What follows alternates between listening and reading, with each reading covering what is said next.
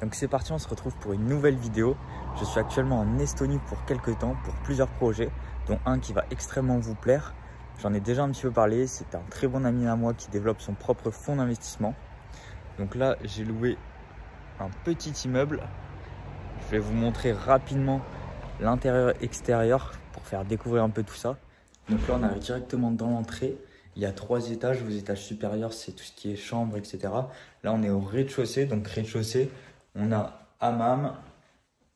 Ici, on a un petit sauna. Ensuite, on arrive sur un gros jacuzzi. Il y a également un jacuzzi au deuxième étage. Un très très grand extérieur.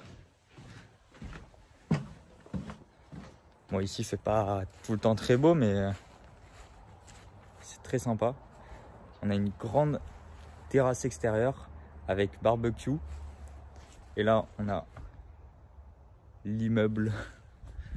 Je vais vous montrer ensuite les parties supérieures. Ensuite, on arrive au premier étage. Donc, ça va être plutôt pièce de vie avec un très très gros canapé. Après, c'est assez particulier ici parce que il mélange un peu toutes les décos. On trouve du marbre, on trouve du bois, on trouve un petit peu tout. Grande cuisine, il y a une buanderie derrière. Et après, je vais vous montrer directement au deuxième étage les chambres avec une très belle vue. On arrive du coup au deuxième étage, donc avec les chambres. Je vais vous en montrer 2. Ici, c'est assez particulier parce que il n'y a pas du tout de volets ou de rideaux occultants. Donc en fait, c'est juste un petit rideau comme ça. Tout simplement parce que une grande partie de l'année, il fait pas très jour. En plein hiver, il doit faire jour 2-3 heures par jour. C'est une sorte de nuit, pas nuit complète, mais assez obscure. Ici, la master bedroom. Avec terrasse. Et c'est là où on va avoir une petite baignoire jacuzzi.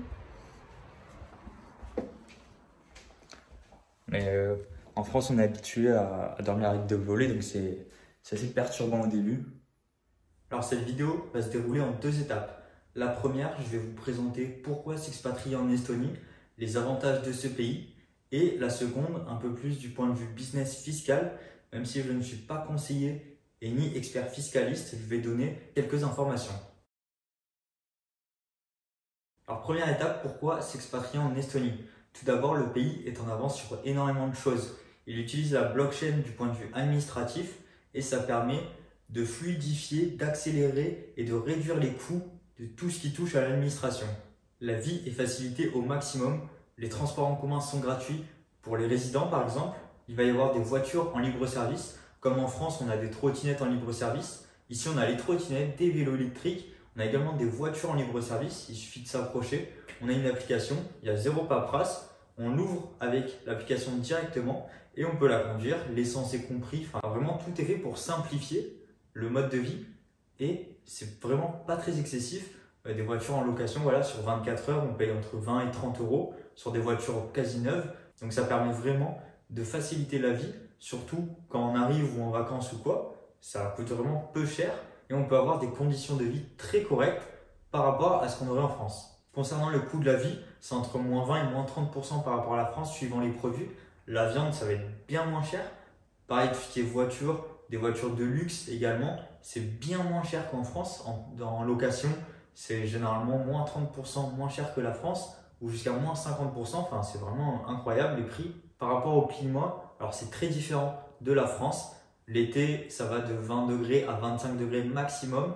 Bon, l'avantage, c'est qu'il y a vraiment très peu de touristes, donc ça reste tout le temps très aéré, etc. Il y a beaucoup de forêts, énormément de forêts. On a la mer également. Et l'hiver, par contre, il fait très très froid, de la neige et la durée d'ensoleillement des jours est très réduite. Ça va de quelques heures. Donc, il ne fait pas nuit toute la journée, mais il fait sombre, comme une nuit très claire, on va dire.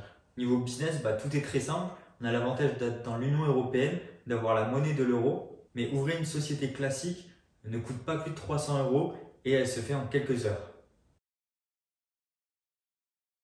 Concernant la deuxième partie de cette vidéo, on va traiter plus sur l'aspect résidence fiscale et société. Donc je ne suis pas fiscaliste, je ne vais pas rentrer dans les détails et je peux dire des erreurs, mais il y a deux notions à bien comprendre et ça, n'importe quel type d'expatriation, ça va être la même chose. Il y a le statut résident et le statut de résident fiscal. Si vous êtes seulement résident en Estonie, mais avez votre résidence fiscale en France, là, vous allez payer l'impôt sur le revenu en France. Donc vraiment, ce qu'il faut comprendre, c'est la résidence fiscale. Il faut qu'elle soit hors de France pour bénéficier d'avantages fiscaux. Si vous êtes cependant résident fiscal en Estonie et respectez les conditions pour avoir cette résidence fiscale, vous paierez grossièrement une flat tax de 20%, que ce soit sur votre capital ou également si vous passez en société. Cela varie suivant si vous versez un salaire, des dividendes, suivant les taxes et votre société, mais grossièrement, ça va être une flat tax de 20%. Donc en Estonie, ils ont fait un visa e-résident. Donc cette e-résidence, en fait, permet d'intégrer, on va dire, les papiers du gouvernement pour que vous soyez connu de ce gouvernement et vous pourrez ainsi ouvrir une société très facilement. Cependant, la e-résidence ne vous donne aucun avantage fiscal par rapport à l'Estonie ou par rapport à la France. Si vous voulez vraiment réduire votre imposition, si vous êtes actuellement résident fiscal en France, il faudra expatrier votre résidence fiscale et ainsi remplir des conditions, que ce soit un nombre de jours sur le territoire, avoir votre centre d'intérêt économique sur le territoire, etc. Je ne vais pas rentrer dans les détails ici.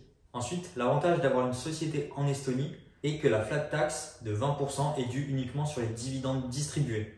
Donc, vous pouvez servir de cette société comme vecteur d'investissement et tant que vous réinvestissez avec les gains de votre société, le capital ou le chiffre d'affaires, il n'y a aucun impôt sur la société. Il n'y a pas d'impôt sur les sociétés en Estonie tant que vous réinvestissez dedans.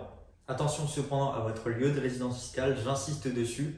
Si vous êtes résident fiscal français, ça va quand même poser problème et vous ne pourrez pas forcément bénéficier de ces avantages-là. Donc c'est tout pour cette courte vidéo. J'espère vous avoir donné un petit aperçu de l'expatriation en Estonie.